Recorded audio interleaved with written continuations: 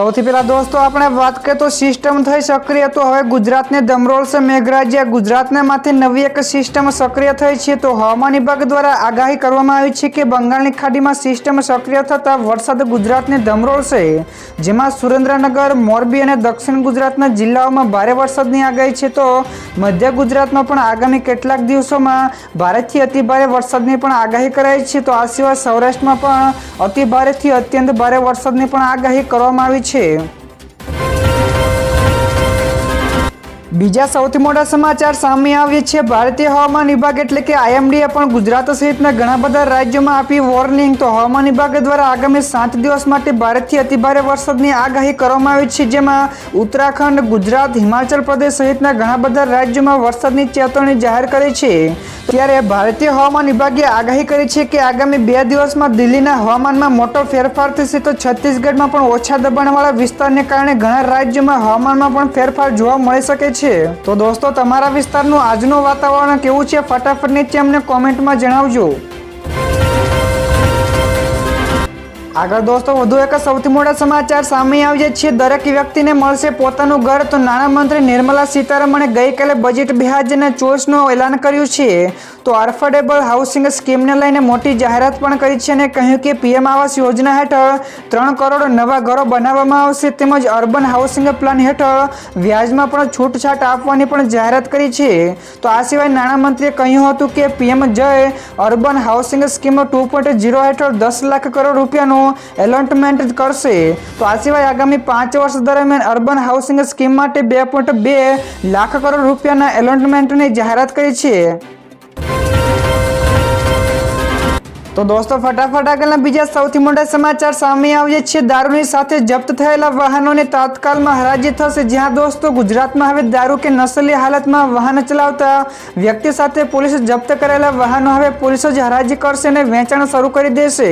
તો રાજ્ય સરકારે નશાબંધી અધિનિયમ 1949 હેઠળ રાજ્ય 7 થતા વાહનોના તાત્કાલિક હરાજીથી વેચાણ માટે વટહુકમ દ્વારા કાયદામાં સુધારો કર્યો છે, જેને રાજ્યપાલની મંજૂરી બાદ એકાદ સપ્તાહથી પણ અમલમાં આવશે।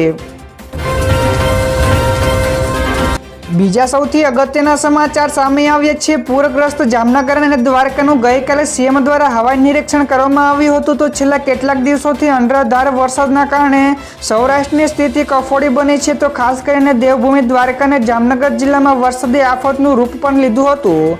તો રાજ્યના મુખ્યમંત્રી દ્વારા ભૂપેન્દ્ર પટેલે ગઈકાલે દેવભૂમિ દ્વારકા અને જામનગર જિલ્લાના વિવિધ વિસ્તારોનું હવાઈ નિરીક્ષણ કર્યું હતું અને તેમને ભારે વરસાદના કારણે સર્જાયેલી પરિસ્થિતિનું પણ અવલોકન કર્યું હતું। તો દોસ્તો તમારા વિસ્તારમાં પણ ભારે વરસાદથી નુકસાન થયું છે કે નહીં ફટાફટ નીચે અમને કોમેન્ટમાં જણાવજો।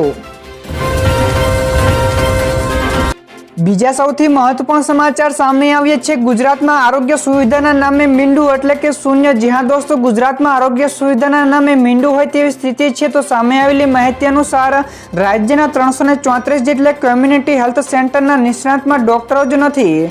તો કેન્દ્ર સરકારના રૂરલ હેલ્થ સ્ટેટિસ્ટિક 2022ના રિપોર્ટ અનુસાર ગુજરાતમાં માત્ર ને માત્ર 14 કોમ્યુનિટી હેલ્થ સેન્ટર જેવા છે જ્યાં સ્પેશિયાલિસ્ટ ડોક્ટરો ઉપલબ્ધ છે।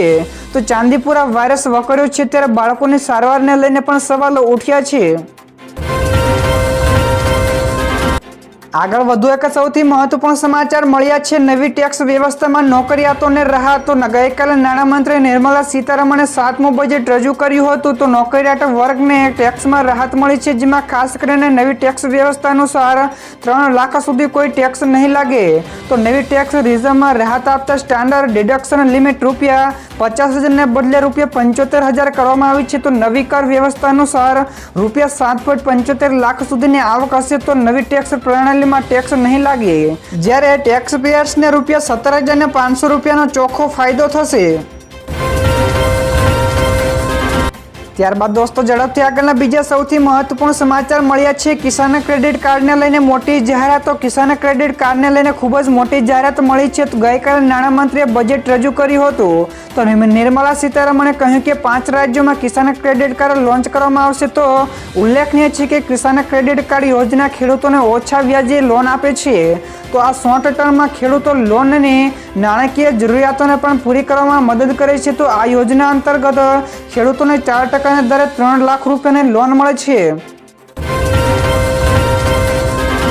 તો દોસ્તો આ સિવાયના બીજા સમાચારની આગળ વાત કરવામાં આવે તો સંરક્ષણ મંત્રાલયને 6,21,940.85 કરોડ રૂપિયા મળ્યા છે। જ્યાં દોસ્તો રક્ષામંત્રી રાજનાથસિંહે બજેટને લઈને ટ્વિટર ઉપર લખ્યું છે કે હું રક્ષા મંત્રાલય માટે 6,21,940.85 કરોડ રૂપિયા ફાળવવા બદલ નાણામંત્રીનો આભાર માનું છું, જે 2024-25ના બજેટના 12.9% છે। તો જ્યારે 1,72,000 કરોડનો મૂડી ખર્ચ સશસ્ત્ર દળોની ક્ષમતાઓને વધુ મજબૂત કરશે, તો સ્થાનિક ખરીદી માટે રૂપિયા 1,05,518.43 કરોડની જોગવાઈ આત્મનિર્ભરતાને વધુ વેગ આપશે।